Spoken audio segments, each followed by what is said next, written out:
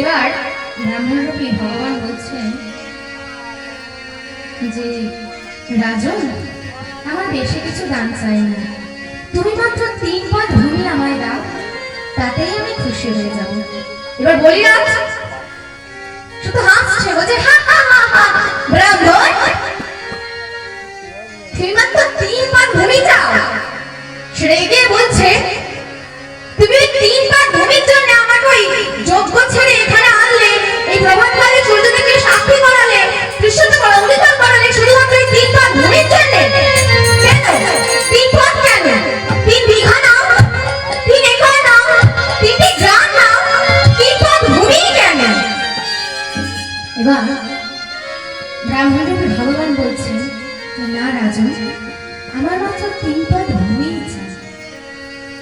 এবার হরিরাজ বুঝলেন যে না, একে আর বুঝিয়ে লাভ নেই, এ বুঝবে না, থাক 3 পদ ভূমি চাইছে, 3 পদ ভূমি দিয়ে দিই।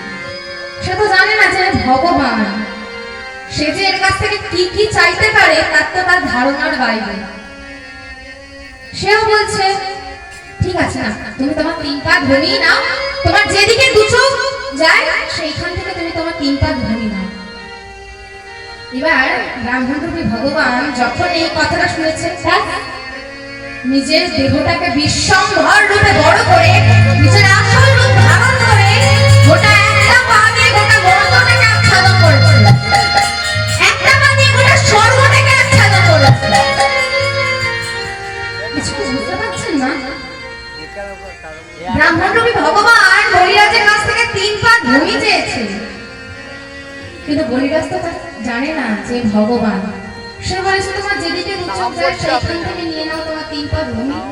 ব্যাস, যখন এই কথাটা বলেছে তেমনি ভগবান নিজের আসল রূপ ধারণ করে একটা পা দিয়ে গোটা মর্তটাকে আচ্ছাদন করেছে, একটা পা দিয়ে গোটা স্বর্গটাকে আচ্ছাদন করেছে। এই দৃশ্য দেখে বলিরাজ শুধু কাঁদছে, বলছে প্রভু